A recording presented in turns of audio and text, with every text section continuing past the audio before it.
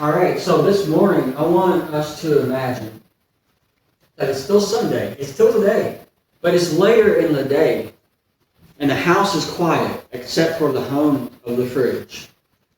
You're not even hungry, you're restless.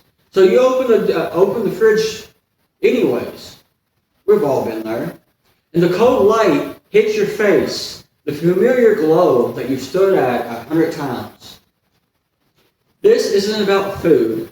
It's about comfort. It's about a craving, isn't it? A small ritual that you run to when you don't want to feel whatever's in your chest. You tell yourself the same quiet lies. Just tonight. I deserve this. One bite won't hurt. No one will know. And without realizing it, you're right back in the loop. The same loop that you swore that you would break. The habit that you claimed was gone. The pattern that you said that had changed. But the craving came calling. And we answered anyways. And right there, in this exact moment, we always tell ourselves the same lie. It's not a big deal. I've got this. This really isn't a problem. Not because the habit is harmless, but because admitting the truth would mean admitting something in us needs to change. Old habits die hard, especially when they taste familiar. Because if you could zoom the camera out from the kitchen and set it down in the wilderness, you would realize something. The same quiet pull that you felt in front of the fridge many a times, that is the same pull that Israel felt in front of their fear. The same craving for the familiar, that's the same craving that Egypt had. The wilderness was a way of exposing what hunger never could. So, let's look at third moment, because tucked inside, we will find ours. So let's read together in Exodus chapter 16. All right, as we come to chapter 16 of Exodus, we're going to focus on verses 2 to 3 for the moment. So Exodus 16, verses 2 to 3. And the whole congregation of the people of Israel grumbled against Moses and Aaron in the wilderness, and the people of Israel said to them, Would that we had died by the hand of the Lord in the land of Egypt, when we sat by the meat pots and ate bread to the full. For you have brought us out into this wilderness to kill this whole assembly with hunger. That is verses 2 to 3 of Exodus 16. So, the very first thing I would point out about this passage is what you believe will lead you. What you believe will lead you. You see, the people, right here, the people complain. The people complain, not because they're starving. God never let them starve. But because they believe something false. They believe, we're on our own now. God won't care for us tomorrow. They weren't starving in their stomachs. They were starving in their faith. And when faith grows hungry, fear becomes loud. Fear fills in the blanks where trust used to live. Behind every craving is a belief. Every outward habit has an inward lie holding it together. And the lie always sounds reasonable at first. It sounds like self-protection. It sounds like wisdom. And it often sounds like survival. Often we tell ourselves, I have to take care of myself. God might not show up on time. Comfort helps more than faith. Or sometimes we say obedience is too costly. But people don't act from logic. They act from fear. And fear becomes craving. Fear doesn't shout, it whispers. It whispers in moments of exhaustion. It whispers in the quiet corners of your mind where no one else can hear the conversation. And while you're convincing everyone else you're fine, fear is convincing you that God is not enough. Craving becomes decision, and decision becomes habit. And once a habit forms, it stops asking for permission. It becomes the path of least resistance, the place your heart travels when your guard is down. Your outward behavior was led by a belief long before it was expressed. Long before the action ever happened, the belief was already shaping your reactions. The belief was shaping your assumptions, your expectations, your desires. You see, you don't fall into sin, you follow a belief into it. Israel didn't see themselves as drifting. They thought everything was fine. And often we do too. Drifting never feels like drifting while it's happening. It feels normal. It feels like how I've always been. It feels like I'm just tired. They thought they were responding normally. And sometimes the most dangerous part of a habit is how normal it feels. Even when it's quietly poisoning your trust in God, you see, you can breathe in poison for so long that it starts to smell like air. Let me show you what this looks like when belief becomes a prison. When American soldiers liberated a POW camp in the Philippines in World War II, something shocking happened. Can you believe that many prisoners refused to leave their cell? These men had been beaten, starved, and tortured. They had prayed for freedom for years, and now the gates were open. But some of them held on to the bars and said, I can't. I don't know what's out there. I only know how to live in here. They weren't choosing comfort. They were choosing to believe that they weren't meant to be free. One liberating soldier later went on to write, their bodies were liberated, but their minds were still imprisoned. People thought it was trauma, but it was actually belief. The belief that I don't belong in freedom, I belong in what I understand. You see, God opened the Red Sea. He broke their chains. He led them in the wilderness. But their belief still said, I only know how to live in Egypt. I only know how to live a certain way. Old habits die hard when your beliefs are still behind bars that God already opened. Every one of us is being led by something. Fear or faith, memory or promise, Egypt or God. And beliefs don't stay quiet. They steer the whole life. So what belief is leading you? Is it the belief that you've been abandoned? Is it the belief that you're safer in your old life than in God's today? Is it the belief that comfort saves faster than Christ? Your belief is the hand on the steering wheel of your soul. And some of you are wondering why you keep ending up in the same ditch over and over again in life. But it's because of your belief. It's because your belief has been driving you back to the same destination time and time again. You see, old habits die hard when the belief behind them still live. And when God starts removing our old comforts, something rises up in us. We start feeling frustrated. We start feeling discomfort. We start feeling a resistance that we don't want to admit. We lash out, we blame people, we blame anyone except the belief that we've been silently bowing down to. We blame circumstances, we blame God, not because we're rebellious, but because we're hurting in a way that we just haven't named yet. You follow him?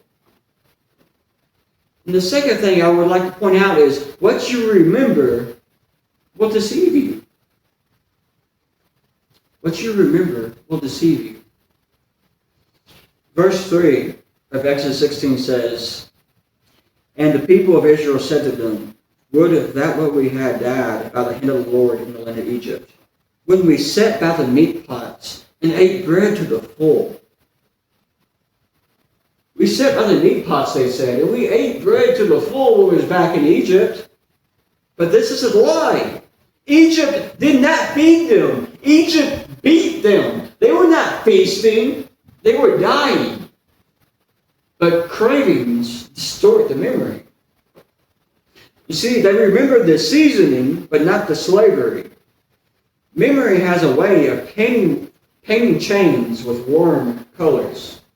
It edits out the nights you cried, and it highlights the moment you felt something, even if what you felt was killing you. And that's when justifying thoughts begin. Maybe it wasn't so bad back then, you start to think. Maybe I'm overreacting, you start to think. Maybe I could still keep a piece of my old life, you start to think. Because the past always looks safer when the present feels uncertain. And the heart always reaches backward when it's afraid to trust forward. We start creating mental escape plans back to the very things that God rescued us from. When you're uncomfortable in the present, your mind sanitizes the past. It happens to put filters on memories, like we put filters on pictures. It softens the shadows and it brightens the moments that were never truly bright. You start telling yourself stories. It wasn't that bad. I was doing okay. At least I knew what to expect. I can handle it this time. We tell ourselves that, but this is the enemy's oldest trick. To turn sin into nostalgia. To turn slavery into safety. To turn bondage into comfort. To turn Egypt into a memory worth missing. You aren't craving the sin. You're craving the feeling the sin gave you. That's what it is. Let me show you what happens when memory becomes a storyteller that cannot be trusted. So there was a woman who missed the cult that destroyed her life. So a woman who escaped the Jonestown cult. Have any of you guys heard of the Jonestown cult? I'm sure you older guys have. Where 900 people died. The woman gave a chilling interview later on. She said the following sentence, and it is perfectly parallel to Exodus 16. She said, "Sometimes I miss the community. I miss the city. I miss the feeling like I belong. And then I have to remind myself, those are the same people who tried to kill me." Her memory edited the past. She remembered the group of meals, the shared purpose. She remembered the familiar routines. But she forgot the manipulation. She forgot about the isolation. She forgot about the threats and abuse and the control.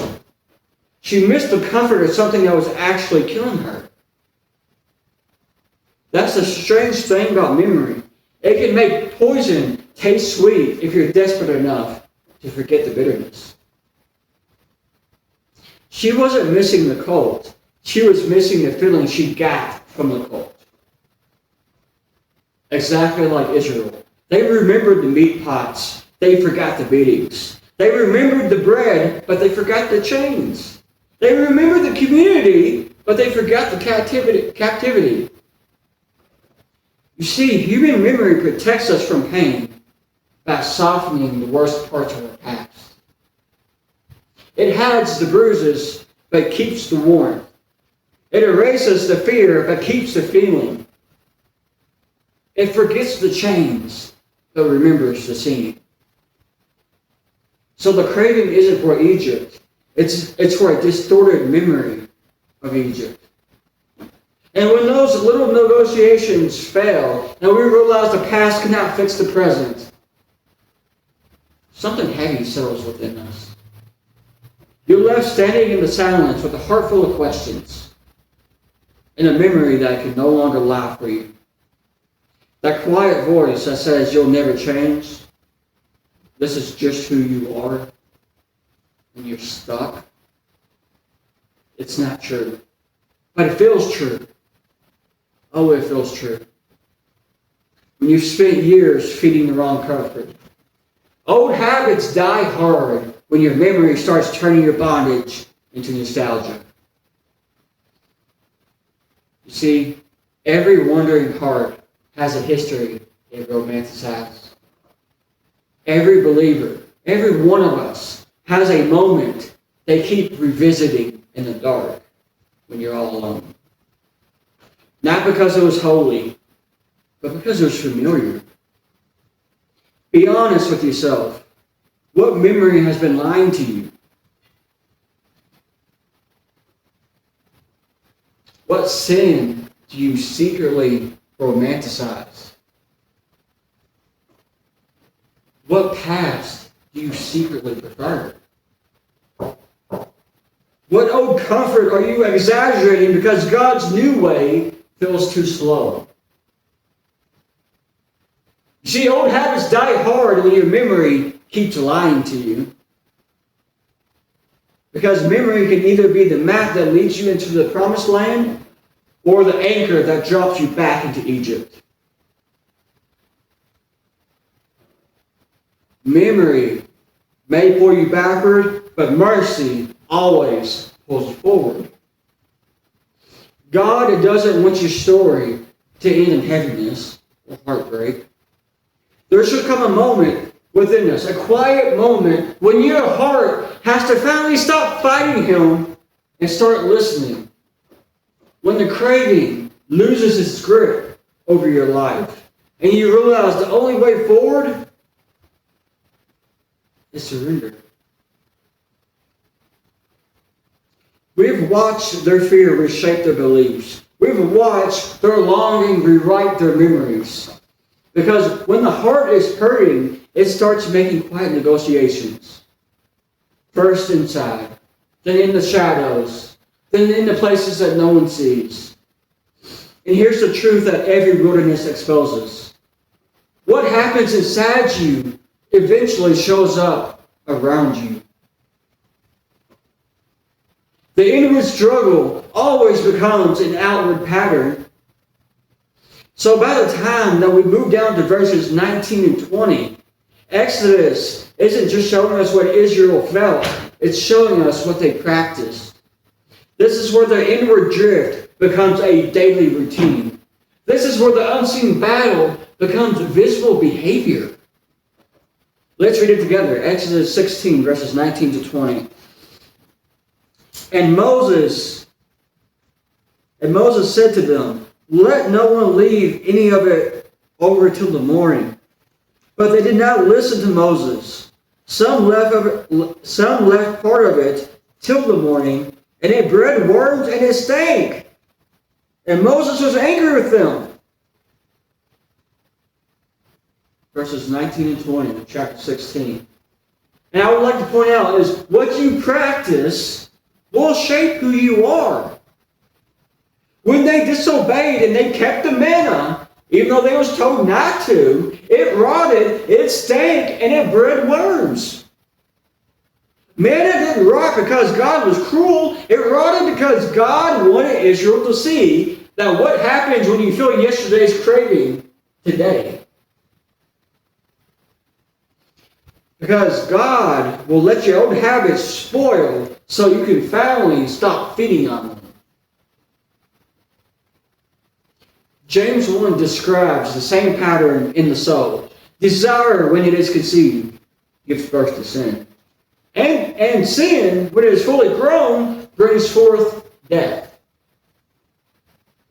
God wasn't punishing Israel. He was revealing the nature of their misplaced desire. And here's the part that we often miss. Some things in your life didn't fall apart. God let them rot because He loved you too much to let you keep them. You see, we think habits are isolated moments, but they're not. You see, a habit is a sculptor. And every repeated action is like a chisel stroke, cutting into who you are becoming. What you repeat, you reinforce. What you reinforce, you become. So a craving repeated becomes a cycle. A cycle repeated becomes a character trait. And a character trait repeated becomes a destiny. You see, habits don't just express who you are, they create who you are becoming. And here's the frightening thing about practice. Your heart learns quicker than your intentions. Your reflexes grow faster than your prayers. Your patterns rehearse themselves even when your mouth says that you've changed. Some of you live in reactions you never consciously chose. And if you're honest with yourself, your day is run more by instinct than by conviction, is it not? Because whatever you practice in private will eventually preach through your life in public. I want to give you an example. There was a soldier who, he was also during World War II. And military doctors began noticing something unusual among the infantry soldiers in heavy combat training. Multiple soldiers, not one, not two, not three, but hundreds of soldiers from different units would get up in the middle of the night, fully asleep, and begin marching in their barracks. Not stumbling, not wandering, not sleepwalking randomly, but marching in formation, heel to toe, left, right, left, just like they did every day. Their bodies obeyed a rhythm their minds had forgotten. The most famous account was recorded at Fort Benning by an Army medical officer. One night, two soldiers stood up out of their bunks, eyes closed, and began standing at attention, responding to commands that weren't being spoken, and marching in perfect cadence, while completely unconscious. So when the doctors woke them up, the soldiers, they had no memory of it. So the medical officers wrote, "We trained them into obedience bypassed thought. Their bodies responded automatically, and their habits took over their will." Some of you know exactly what that feels like. You didn't choose the reaction, but your reflex did. You didn't plan the temptation, but your habit did. You didn't decide to fall, but your pattern pulled you down like gravity. Because what you rehearse in the shadows will roar you in the daylight. You see, the soldiers, their practice shaped their identity. Their daily discipline rewired their reflexes, and their repetition became instinct for them. They didn't march because they felt like soldiers. They marched because they practiced being soldiers day in and day out. Israel did the same thing in Exodus 16. They practiced fear, complaining, craving, hoarding, insecurity, and self-protection, until those habits became their spiritual reflex. You see, Hebrews 3 warns us about the same thing. It calls it an evil heart of unbelief, formed not in a moment, but through the deceitfulness of sin. You see, sin doesn't shock you at first. It trains you first. But the moment transformation begins is not when the habit gets weaker. It's when your desire gets honest. When you come to a point that you say, "I don't want this anymore." When you stop feeding yesterday and start trusting God for today. When your heart stops rehearsing the old pattern and begin learning a new one. Something shifts. God meets honest desire with supernatural formation. You see, They didn't have to think about distrusting God. Their habits did it for them. They weren't just spiritually weak, they were spiritually trained in the wrong direction. Just like soldiers didn't decide to march, Israel didn't decide to relapse. They practiced their way into it. What you repeat becomes who you are. Old habits don't die hard because they're strong. Old habits die hard because you practice them long enough that your heart does them automatically. But the same God who exposed your reflex, who exposed your bad habits, is the same God who can remake you and reshape you.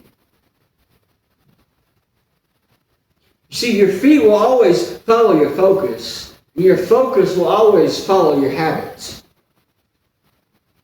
Proverbs 4:26 says, "Watch the path of your feet, and all your ways will be established." Solomon wasn't talking about shoes. He was talking about patterns. Your feet will always follow what your heart rehearses. What are you practicing? Not what you intend, not what you feel, but what you repeat. Are your habits teaching your heart to trust God, or training your heart to crave Egypt or crave the world? Old habits die hard until obedience becomes your new craving. Because God never asked you to fight the old craving alone. He promised to form a new one inside of you. Philippians 2:13 says, "It is God who works in you, both to will and to act, according to yours? No. His good will and pleasure." Meaning God doesn't just give you new commands, He gives you new desires. He trains a new reflex into your soul. So let's return to the moment where we started in the beginning. You're back at your fridge, again to where we started out. You have the same craving. You go through the same loop in the same moment. But today something shifts. Today you see the craving for what it really is. Egypt, or the world calling your name. You close the fridge. Not out of willpower, not out of guilt, not out of fear, but because something deep in you finally whispers, "I'm done letting this control me." That's the moment that real change begins. The moment that the craving loses and that the trust finally wins. So church, before we move, before we sing this last song, I need you to sit in this moment with open hands. Because Exodus 16 is not a story about ancient people. It's a story about the quiet cravings that we also carry, even after God has set us free. Some of you have been fighting cravings that you don't even have a name for. Patterns that you thought were broken. Habits that you swore you outgrown. Comforts that you reach for when the wilderness feels too wide. And the Spirit of God is whispering, this is where the cycle ends. Today. Israel longed for the taste of Egypt. Not because Egypt was good, but because Egypt was familiar. And some of you, you've been reaching back for something that God buried long ago. Not because you want the sin, but because you miss the feeling. Not because you want the change, but because you miss the certainty. Not because you want the old life, but because a new one feels slow and the wilderness feels lonely. But hear me, God did not deliver you halfway. He didn't part the sea so you could drown in your cravings. And this is where the gospel meets you. Jesus stepped into your wilderness. The wilderness of your sin that you couldn't escape. And He shouldered every bad habit, every craving, every failure that you've had. every Egypt that called your name. On the cross, he took the weight of every pattern that you couldn't break. Isaiah said he was crushed for our iniquities. Not just forgiven, but we are freed. And when he rose, he didn't rise to give you a better version of your old life. He rose to give you a new heart, new strength, new cravings, a new future. 2 Corinthians 5:17 says, if anyone is in Christ, he is a new creation. But you see, new creation, it requires surrender. Surrender. Church, I want you to stand with me, please.